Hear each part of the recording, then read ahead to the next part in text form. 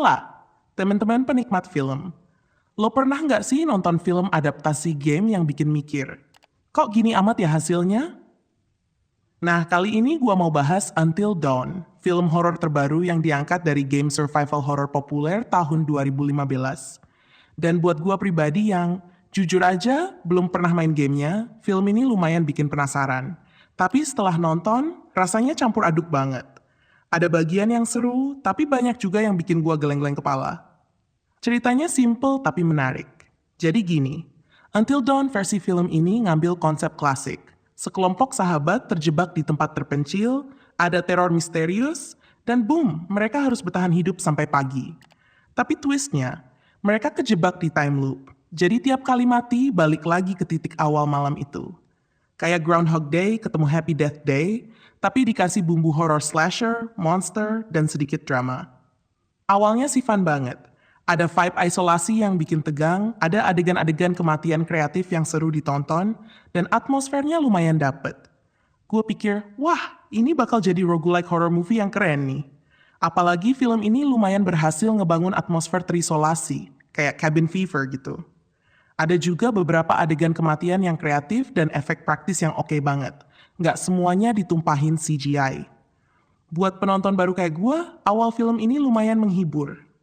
Tapi ya, masalahnya mulai kelihatan makin lama film berjalan. Karakternya tipis banget, kayak cuma payon buat mati satu-satu. Jadi ketika mereka mati atau hampir mati, gua nggak ngerasa peduli sama sekali. Terus penceritaannya agak berantakan. Ada lompatan aneh dari malam ke malam, bahkan ada yang langsung skip ke malam ke-13 cuma lewat montas handphone.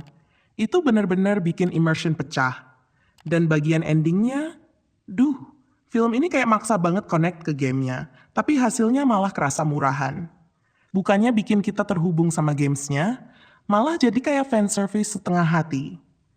Ditambah soundtrack yang overdramatic di setiap adegan horor, bikin horornya kehilangan greget.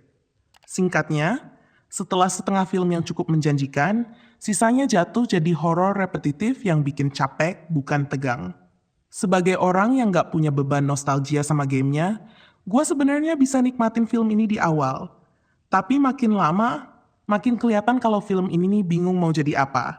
Horror slasher, monster movie, atau drama time loop? Semua ada, tapi nggak ada yang benar-benar digarap tuntas. Padahal idenya tuh punya potensi gede banget kalau digarap lebih fokus. Sayang, eksekusinya bikin Until Dawn gagal jadi adaptasi yang memorable. Apalagi kalau dibandingin sama film-film looping keren kayak Edge of Tomorrow atau Happy Death Day. Padahal dari segi teknis, ada yang gue suka. Adegan aksinya lumayan intens, nggak terlalu ketergantungan sama CGI, dan koreografinya kerasa real. Atmosfer terjebak di satu tempat juga cukup dapet. Tapi semua itu sia-sia kalau plotnya bolong-bolong dan karakternya nggak ada yang bikin kita peduli. Lo bisa bikin 100 jump scare kreatif, tapi kalau penonton nggak peduli siapa yang mati, horornya tetap kosong. Buat gue pribadi, yang nggak bawa ekspektasi apa-apa, Until Dawn masih lumayan menghibur. Ada momen seru, ada beberapa jump scare efektif, dan idenya memang menarik. Tapi kalau ditanya apakah film ini berhasil jadi adaptasi, nggak juga. Apakah dia berhasil jadi horor yang memorable? Kayaknya juga enggak. Dan buat fans gamenya, gue bisa ngerti kenapa banyak yang kecewa. Kesimpulannya, Until Dawn ini lebih mirip kayak rumah hantu musiman. Rame, bising, ada momen seru, tapi abis keluar lo nggak inget apa-apa lagi. Buat gue pribadi, skornya ada di 5 dari 10, lumayan buat ditonton sekali, tapi nggak worth buat diulang. Kalau kalian penggemar gamenya, mungkin bakal gregetan. Kalau kalian nggak pernah main gamenya kayak gue, mungkin masih bisa dinikmatin sebagai tontonan iseng weekend. Nah, sekarang gue mau nanya ke kalian. Menurut lo, adaptasi game horor kayak gini lebih baik bebas berkreasi atau harus setia sama materi aslinya? Drop jawaban kalian di komentar ya, biar kita bisa debat horor bareng-bareng. Nah, kalau kalian udah nonton, gue pengen tahu pendapat kalian. Lebih seru gamenya atau filmnya? Tulis di kolom komentar ya. Jangan lupa like dan subscribe biar nggak ketinggalan review film horor lainnya.